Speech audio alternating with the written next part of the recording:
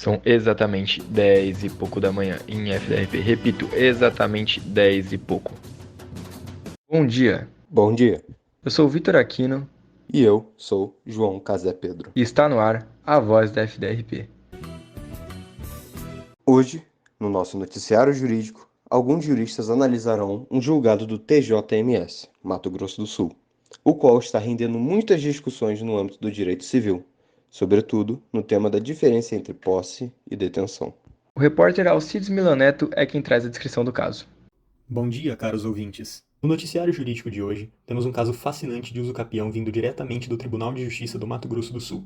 Em Anastácio, Fortunata da Silva e outros entraram com uma ação de uso capião extraordinária, reivindicando a propriedade de uma área de mais de 16 mil metros quadrados. Eles defendem que, em 1976, adquiriram de Adelina Delfina Rosa o imóvel descrito na petição inicial, e apesar de não terem formalizado a escritura pública na época da compra, alegam que sempre exerceram sobre o bem uma posse justa, mansa, pacífica, ininterrupta e sem contestação, cuidando da terra e cumprindo com todas as obrigações fiscais. O espólio de Adelina, representado pelo herdeiro Joel Rosa, reconheceu na contestação a venda anterior do imóvel às pessoas de Fortunata e Eulálio, em 76, retirando-se, portanto, da disputa. No entanto, a trama se complica com a entrada de José Antônio do Nascimento, genro de Eulálio, que se opôs à ação alegando posse do mesmo terreno desde 1988, o qual indica ter construído sua vida e realizado diversas melhorias. A decisão judicial, contudo, não foi a favor de José Antônio. Diante das muitas provas testemunhais apresentadas pela defesa de Fortunata, o TJMS julgou improcedente a oposição, mantendo a decisão de primeira instância. A corte entendeu que José residia no imóvel com simples consentimento do falecido sogro Eulálio, configurando assim mera detenção, e não posse. Por outro lado, a ação de uso capião de Fortunata da Silva e outros, os quais são os herdeiros de Eulálio, foi julgada procedente, concedendo-lhes o domínio pleno do imóvel. Este caso, permeado por temas importantes do direito civil, levanta uma questão intrigante sobre a linha tênue entre posse e detenção. O jurista Pedro Manfrim opinará fundamentadamente sobre essa problemática jurídica. Bom dia! Gostaria de começar cumprimentando a todos do Voz da FDRP e a todos os ouvintes, e desde já agradecendo pelo convite para estar aqui tratando desse caso que eu considero tão pertinente.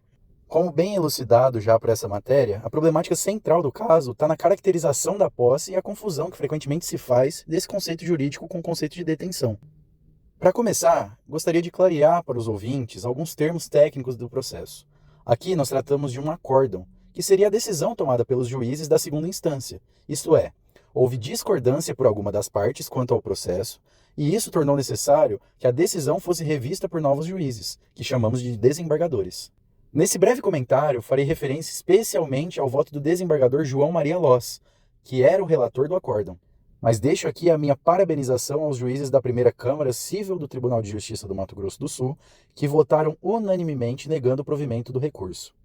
Antes de mais nada, há de se ressaltar que os fatos narrados datam de antes da atualização do nosso Código Civil, mas ainda assim o cerne da questão, que é majoritariamente doutrinário, permaneceu ao longo do tempo, o que nos permite analisar o caso na atualidade e, de algum modo, ensinar algo aos nossos ouvintes. Bom, a princípio, é necessário entender que a visão de posse adotada pelo Código se resume no artigo 1196, que reza que considera-se possuidor todo aquele que tem de fato o exercício pleno ou não de algum dos poderes inerentes à propriedade. Já o conceito de detenção se contém no artigo 1198, que considera detentor aquele que, achando-se em relação de dependência para com o outro, conserva a posse em nome deste e em cumprimento de ordens ou instruções suas. Por sequência, a leitura do Código encontra-se no artigo 1208, que não induz em posse os atos de mera permissão ou tolerância, que nos leva a entender que atos tais induzem não outra coisa, senão a detenção. Mas esse ponto eu vou deixar para o meu colega Arthur comentar com vocês. Além de Pedro Manfrim, o jurista Arthur Demarque também comentou o caso, complementando a fundamentação de seu colega. Muito bom dia, pessoal. É um prazer estar aqui com vocês, também junto do meu colega de turma e colega de profissão Pedro, tratando do nosso amado mundo do direito. Bom, aprofundando agora no caso, temos que entender que posse é elemento fundamental para o uso capião, e por isso acaba por ser o objeto principal na discussão.